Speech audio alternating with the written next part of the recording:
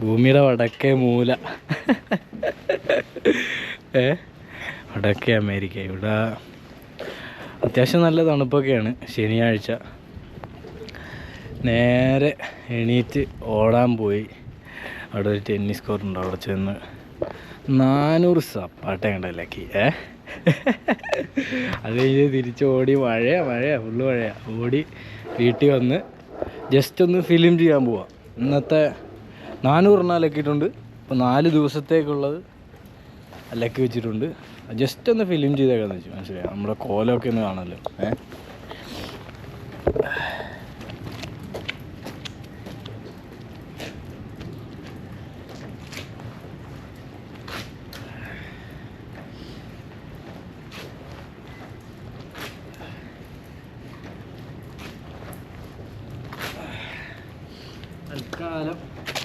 തൽക്കാലം 3 എണ്ണം പോരെ.